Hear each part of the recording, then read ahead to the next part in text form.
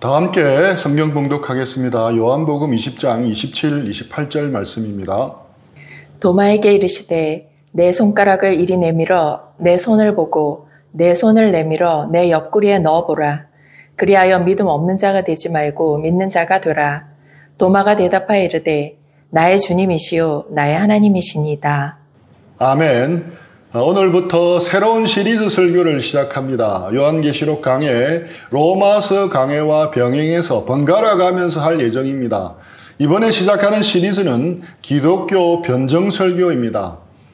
기독교 변정이라고 하면 이름에서부터 복잡하고 어렵게 느껴집니다. 뭔가 딱딱한 내용들을 일일이 따지면서 논쟁해야 할 것 같은 느낌이 듭니다. 전문적인 신학자들이 해야 하는 것이지 우리와는 크게 상관이 없어 보이기도 합니다. 하지만 이는 기독교 변정에 대한 오해입니다. 기독교 변정은 우리가 믿는 것을 왜 믿는지 그 이유를 차근차근하게 알려주는 과정입니다. 그것도 사랑과 존중하는 마음을 담아서 말입니다. 세상이 던지는 질문에 친절하게 답을 해주는 안내자 역할입니다. 누군가가 우리에게 이렇게 묻습니다. 신이 정말로 있다고 생각하니? 성경은 그냥 옛날 이야기가 아닌가? 왜 예수님만이 유일한 길이라고 주장을 하니? 이런 질문을 받고 그냥 믿어라고 말할 수는 없습니다. 그건 무책임하고 불친절한 태도일 수 있습니다. 기독교 변정은 이럴 때 필요합니다. 여기 계신 분 중에 SG 워너비를 모르시는 분은 거의 없으리라 생각합니다. 그런데 SG 워너비가 무엇의 준말인지 혹시 아십니까? SG는 사이먼 앤 가펑클의 약자입니다. 워너비는 되고 싶다는 뜻을 가지고 있습니다. SG 워너비는 한국의 사이먼 앤 가펑클이 되고자 하는 목표로 결성된 그룹입니다.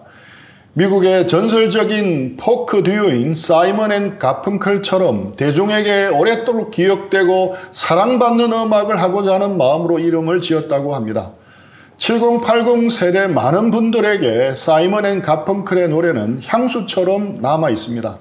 그 사이먼 앤 가펑클의 노래 중에서 브릿지 오브 더 트러블 워터, 험한 세상의 다리가 되어라는 노래가 있습니다. 친구가 깊은 절망에 빠져 있을 때 거친 물살 위를 건너는 다리가 되어주겠다는 노래입니다. 기독교 변정은 바로 이런 것입니다. 우리가 살아가는 세상에서 한 사람이 하나님을 만나고 신앙을 가지게 되는 과정은 정말 험한 물살, 트러블 워터를 건너는 것과 같습니다. 마음속에는 끊임없이 의심의 강물이 세차게 밀려 들어옵니다. 세상은 계속해서 날카로운 의문의 파도를 보냅니다. 때로는 무관심하고 냉소적인 차가운 물살이 모든 걸 휩쓸어 갈 것처럼 느껴지기도 합니다. 이런 거친 물살 한가운데 서 있는 사람에게 필요한 것이 무엇이겠습니까?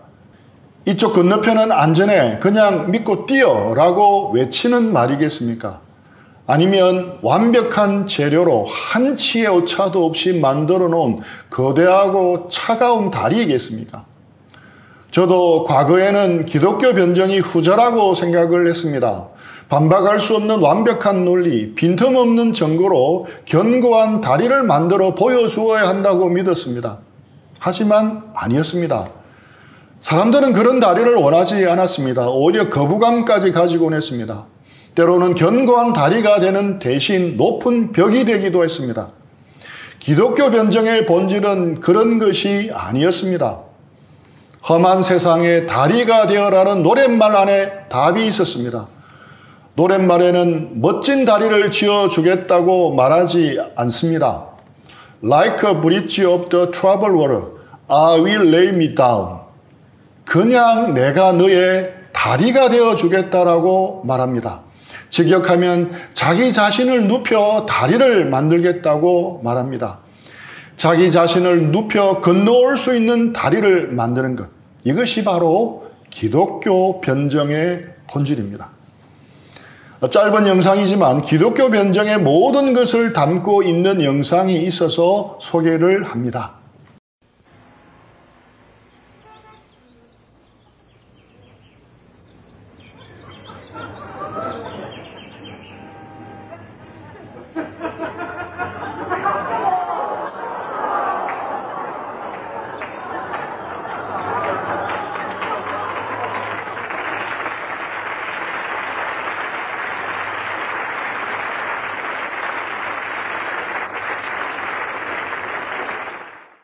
더 이상 설명이 필요 없을 것 같습니다. 오빠가 동생을 위해 자신을 눕혀 다리가 되어준 것, 이것이 바로 기독교 변증입니다.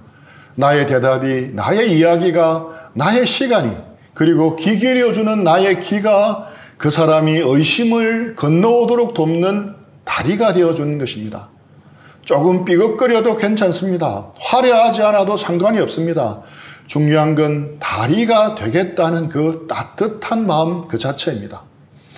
험한 세상의 다리가 되어 한 사람 한 사람을 위해서 조용히 나를 눕혀 다리가 되어주는 사람. 우리 모두가 다 이런 사람 되기를 축복합니다. 이 변증 설교는 믿음을 찾고 싶은 구도자들에게, 아직 믿지 않는 비신자에게, 그리고 기독교 안티들에게 도움이 될 것입니다.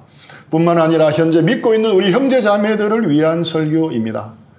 혼란스러운 다원주의 사회에서 믿음의 뿌리를 견고히 내릴 수 있도록 돕는 설교입니다. 그리고 친구나 동료들이 너는 왜 교회를 다녀라고 물을 때 당황하지 않고 자신의 믿음을 차분하고 설득력 있게 설명할 수 있도록 돕는 설교입니다. 험한 세상에 다리가 되어주는 데 도움을 주고자 하는 설교이기도 합니다. 오늘은 첫 번째 시간으로 먼저 기독교 안에 있는 반지성주의가 무엇인지 살펴보겠습니다. 그리고 반지성주의가 오늘날 한국교회에 끼친 문제점들도 생각해 보겠습니다. 그 다음에는 대체 신앙에 대해서 함께 생각을 해보겠습니다. 먼저 기독교 안에 있는 반지성주의에 대해 생각을 해보겠습니다. 반지성주의란 도대체 무엇을 말하겠습니까? 간단하게 말하면 머리로 믿지 말고 뜨거운 마음으로만 믿으라는 것입니다. 신앙생활을 잘 하려면 머리를 써서 따지고 공부하지 말고 그냥 마음으로 뜨겁게 믿는 것이 최고라고 여기는 것입니다. 쉽게 예를 들어 설명해 보겠습니다. 아버지가 아주 크고 아름다운 저택을 물려주셨습니다.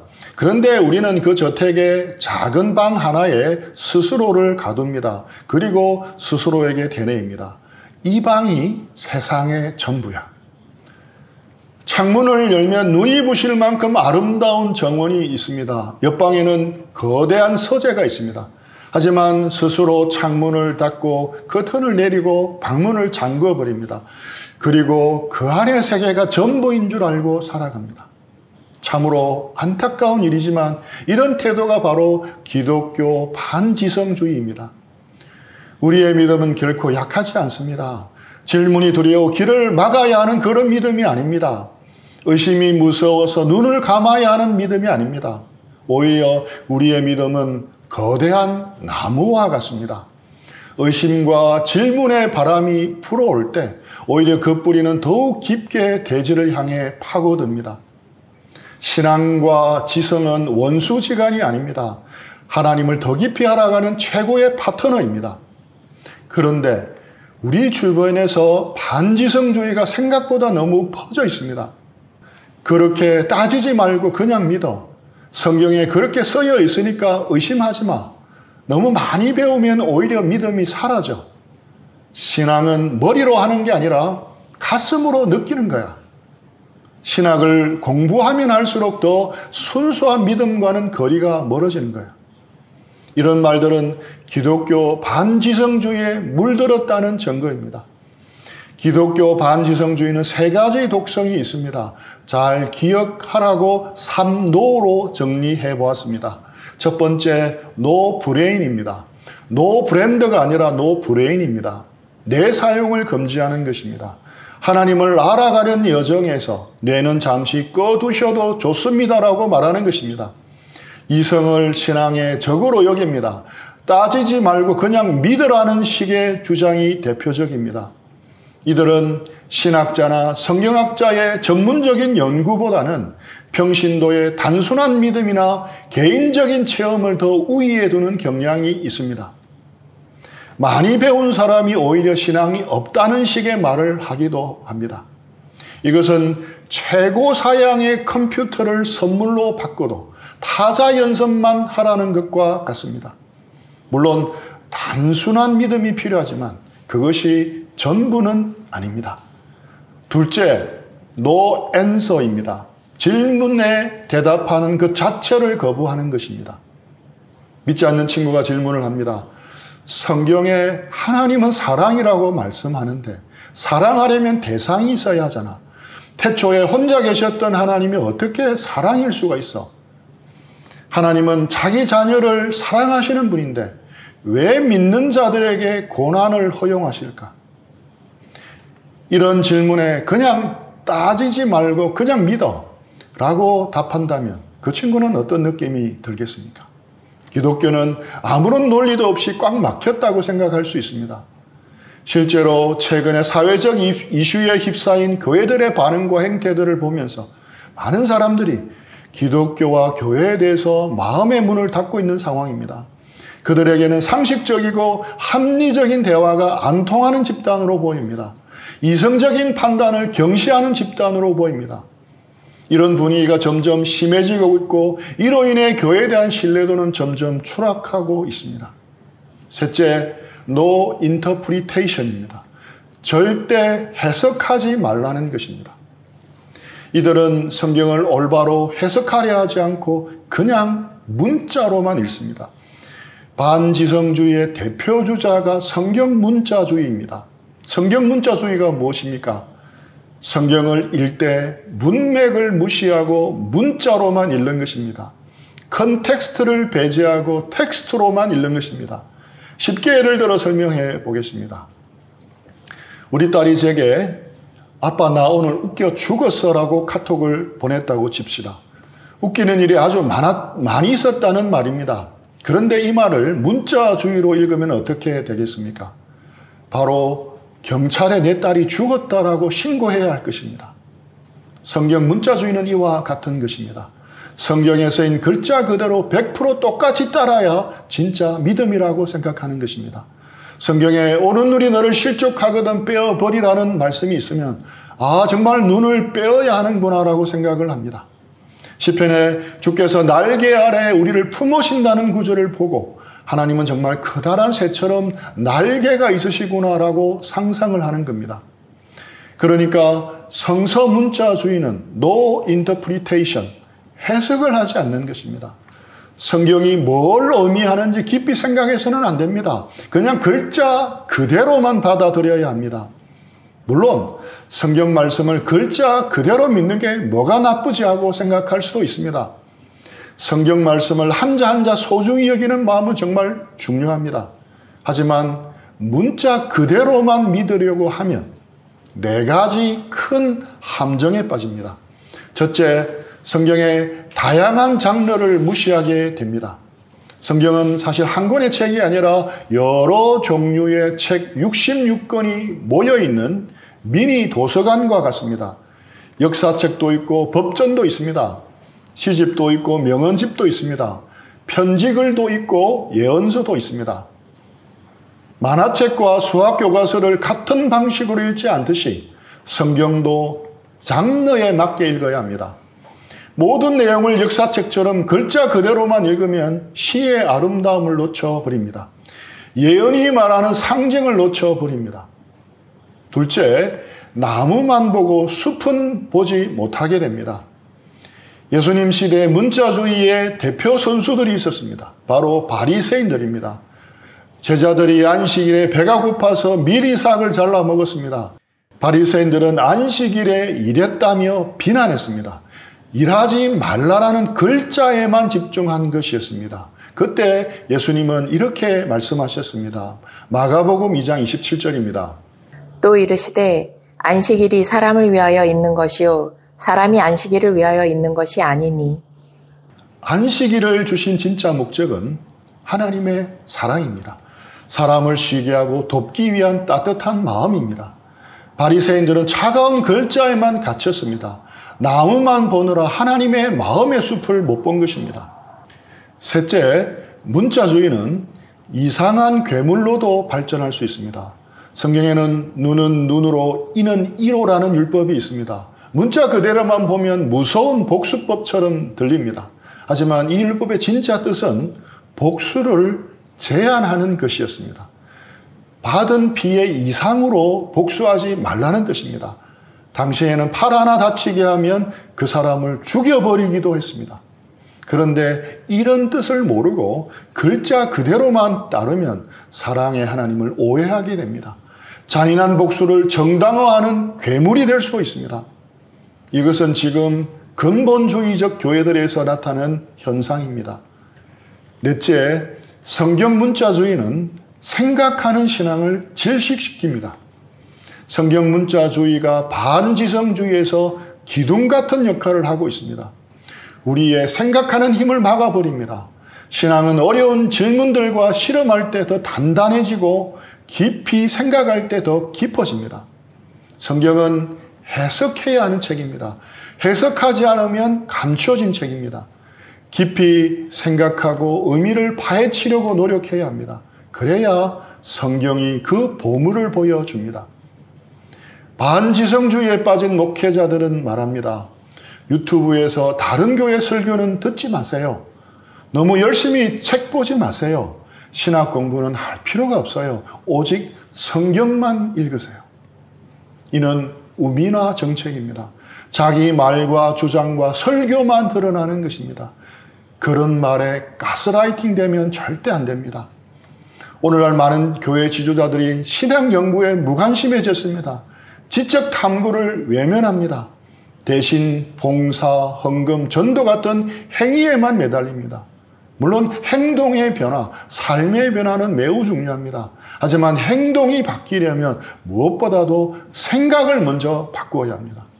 진정한 제자 훈련은 행동보다 앞서 생각을 변화시키는 것입니다. 무조건적인 순종과 아멘만 강조하는 분위기를 조심해야 합니다. 이제 마지막으로 대체 신앙에 대해서 생각해 보겠습니다. 대체 신앙이 무엇이겠습니까? 대체 신앙이 대체 뭘 하길래 대체 신앙이라고 하겠습니까? 기독교 변정에서 이 개념을 아는 것이 꼭 필요합니다. 대체 신앙은 또 다른 믿음의 한 형태를 말합니다. 세상은 흔히들 신앙은 감정적이고 이성은 지성적이라고 생각합니다. 많은 이들이 믿음은 비이성적이라고 생각합니다. 의심은 합리적이라고 생각합니다. 그래서 믿는 사람과 안 믿는 사람의 논쟁 구도는 자연스럽게 믿음 대 이성이라는 대립 구도가 생깁니다. 그런데 이는 크나큰 잘못입니다. 결론부터 말씀드리면 믿는 사람과 안 믿는 사람의 대결 구도는 믿음 대 이성이 아니라 믿음 대 또 다른 믿음입니다. 이 또 다른 믿음이 바로 대체 신앙입니다. 흔히들 나는 아무것도 안 믿어. 그냥 내 생각대로 상식적으로 사는 거야 라고 말하는 사람들이 있습니다. 그래서 많은 사람이 종교를 믿는 건 특별한 안경을 쓰는 것이라고 여기고 아무것도 믿지 않는 건 그냥 맨눈으로 세상을 보는 거라 생각합니다. 그런데 사실은 그렇지 않다는 것입니다. 맨눈으로 세상을 보는 사람은 아무도 없습니다. 모두가 자기만의 안경을 쓰고 세상을 보고 있는 것입니다. 기독교인은 기독교라는 안경을 쓰고 세상을 봅니다. 그리고 종교가 없다고 말하는 사람은 세속주의나 과학주의 같은 다른 안경을 쓰고 세상을 보는 것입니다. 여기서 대체 신앙이라고 하는 것은 바로 기독교라는 안경을 쓰는 대신 또 다른 종류의 안경을 쓰는 것을 뜻합니다. 손흥민이 세계 최고의 축구 선수야라고 말할 때 어떤 친구는 손흥민이 최고라는 것이 의심스럽다고 생각합니다. 왜 그렇게 생각하겠습니까? 또 다른 믿음 때문에 그렇습니다. 그 친구 머릿속에는 아니야. 내 생각에는 메시가 최고야. 또는 홀란드가 최고라고 하는 다른 믿음이 있기 때문입니다. 메시가 최고라는 믿음이 없으면 손흥민이 최고라는 말을 굳이 의심할 필요도 없을 것입니다. 기독교에 대한 의심도 이와 똑같습니다. 그 의심의 바탕에는 또 다른 숨겨진 믿음이 있다는 것입니다. 이것이 바로 대체 신앙입니다. 모든 착한 사람은 자기가 뭘 믿든 천국에 가야 해. 또는 모든 종교는 결국 다 좋은 길이야. 모든 종교는 다 괜찮다는 생각도 사실은 증명할 수 없는 하나의 믿음입니다. 그래서 우리는 기독교를 의심하는 사람에게 이렇게 말할 수 있습니다. 기독교를 의심하듯 내가 가지고 있는 그 대체 신앙도 한번 의심해 보아야 한다. 또 어떤 사람들은 나는 과학만 믿는다고 주장합니다. 하나님 없이도 과학과 이성적인 생각만으로 세상을 충분히 설명하고 잘 살 수 있다는 생각입니다. 이 생각을 가진 사람들은 이런 규칙을 아주 중요하게 여깁니다. 실험으로 증명할 수 없는 건 진짜가 아니야. 이 규칙은 아주 멋있고 똑똑해 보입니다.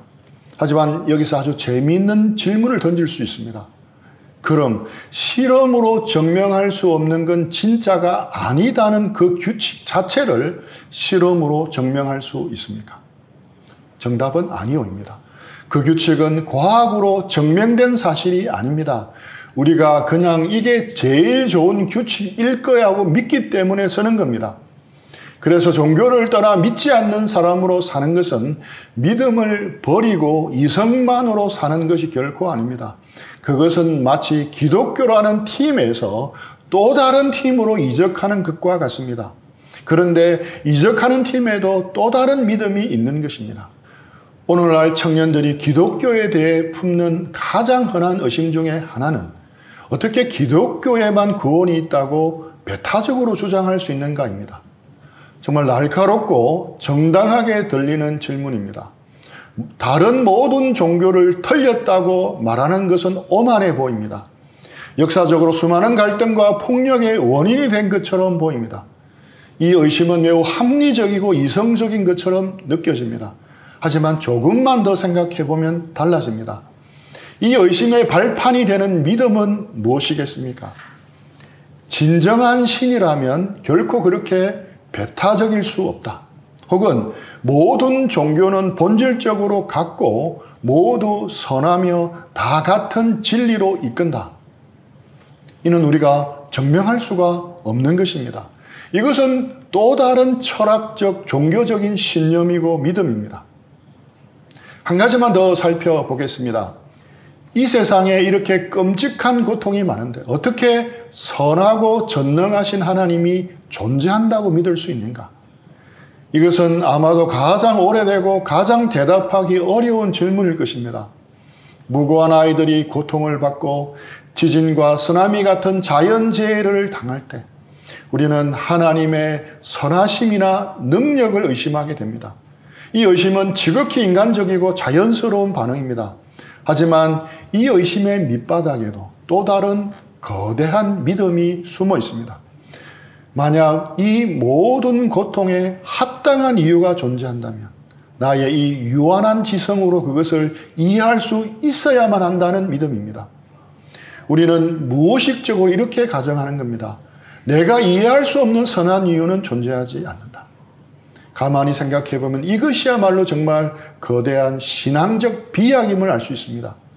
우리는 우주의 먼지보다 작은 존재입니다. 그러면서 마치 우주를 창조하신 하나님의 모든 계획과 섭리를 내 머리로 다 파악하고 판단할 수 있다고 믿고 있습니다. 이것은 논리적이지도 않고 객관적이지도 않습니다. 그냥 인간 이성이 가진 능력에 대한 아주 대단한 믿음입니다. 세상은 우리에게 엉뚱하게도 양자택일을 강조합니다. 맹목적으로 믿거나 아니면 냉소적으로 모든 것을 의심하라고 말입니다. 하지만 기독교 신앙은 우리에게 제3의 길을 보여줍니다. 질문을 두려워하지 않는 길입니다. 오히려 그 질문을 끌어안고 실험하며 더 깊은 확신으로 나아가는 믿음의 길입니다. 진정한 신앙은 모든 의심이 사라지고 모든 질문에 답을 얻는 상태가 아닙니다.